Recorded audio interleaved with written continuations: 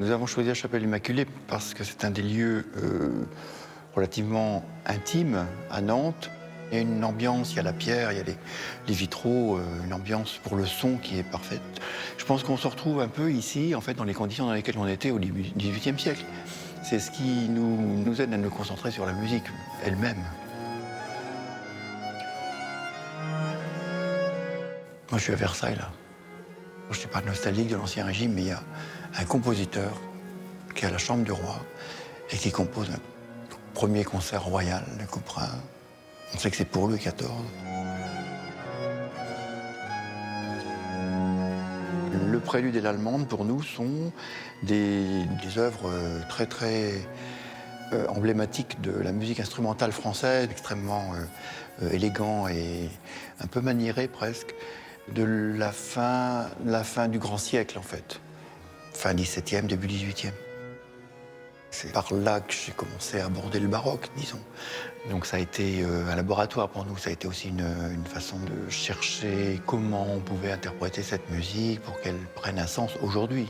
C'est un patrimoine qu'il faut continuer à présenter, à défendre, en le présentant en concert, en le faisant vivre devant le public, oui.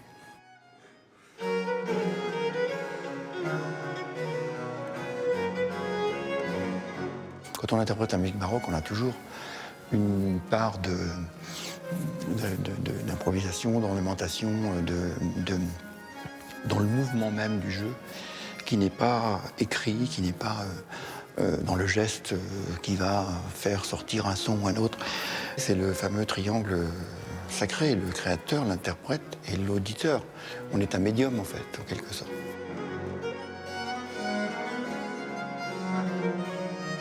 Il y a des moments où ça pulse, ça produit, ça marche, on est à fond.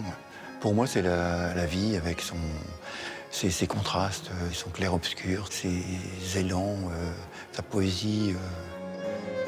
Je me définis comme quelqu'un qui garde l'envie de jouer et de transmettre surtout plus ça. Puis d'apporter parfois, quand c'est possible, à un public un peu curieux, des éléments de question ou d'éducation ou de culture. Moi, je pense qu'il faut que les gens sortent du concert un peu avec certaines interrogations parfois. Ah, pourquoi est-ce qu'ils jouent comme ça? Qu'est-ce que c'est que cette musique? Ah, mais je ne m'attendais pas à ça finalement. C'est très agréable. Souvent, on nous dit oui, c'est élitiste ce que vous faites. Pas élitiste, c'est juste exigeant.